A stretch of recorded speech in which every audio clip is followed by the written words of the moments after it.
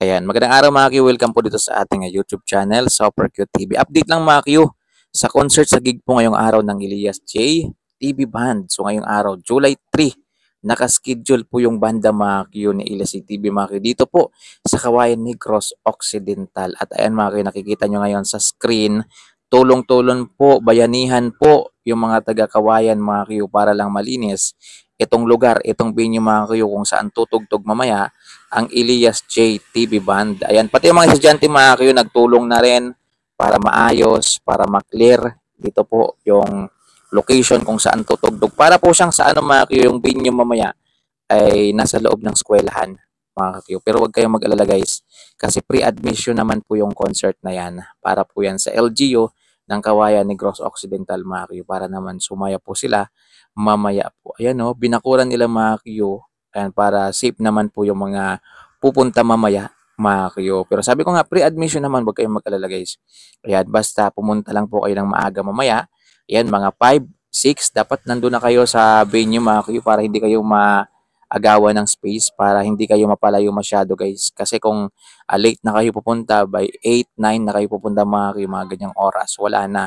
Medyo malayo na kayo kay Ilos TV. At ito mga kayo, makikita po natin, ito po yung gagamitin nila mga Q para sa gagawing stage kung saan tutugtog ang Elias CTV Band mga Q. So yun guys, abang-abang po kayo sa update natin dito mga Q.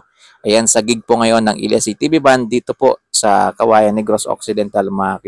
Kaya sana po i-follow niyo po yung aking YouTube channel. Ito lang po YouTube channel natin, Super Q TV. Ayan, Super Q TV mga Q ha, kasi yung Facebook page natin, Kuya Q, hindi naman ako nagbibigay ng update dun guys. Ang dami kasing marites mga Q sa Facebook.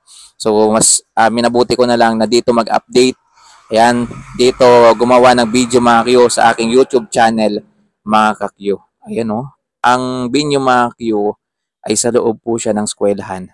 Ayan, pero huwag kayong mag-alala guys kasi napakalawak naman ng eskwelahan na ito guys. Ayan, pero pupunuin pa rin ito mamaya ni Elias CTV mga Q. Kaya yung nga sinasabi ko sa inyo guys, naagahan ninyo pagpupunta kayo mamaya mga Q.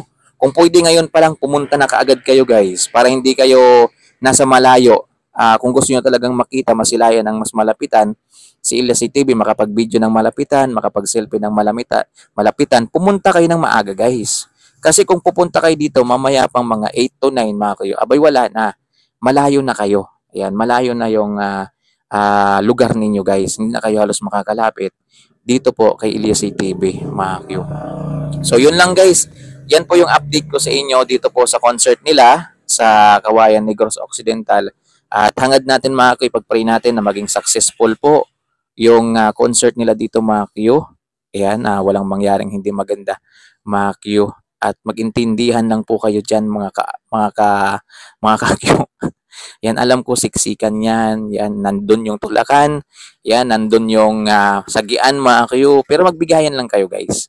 Magbigayan lang kayo sa isa't isa. Huwag pairalin ang init ng ulo. At reminders lang mga kayo, huwag na kayong magdala ng bata ha. Yan, below 8 years old o 10 years old pababa.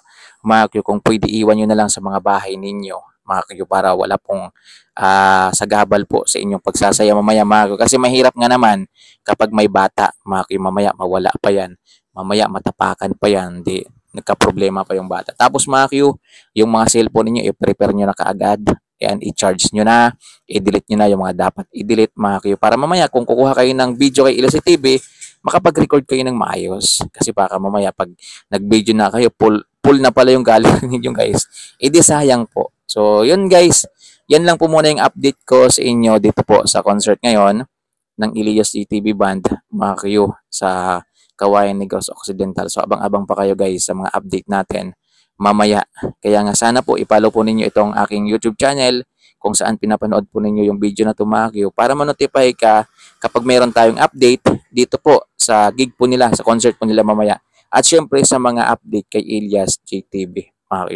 So yun lang guys. Ayun o, napakaganda po ng venue mga Q. Grabe, ito lang yung maganda mga Q sa mga probinsya. Yan. Pag probinsya po yung pinupuntahan ni LCTV mga Q. Warm welcome ho talaga mga Q. Nag-aayos ho talaga yung mga tao guys. Nagpe-prepare. Ayan.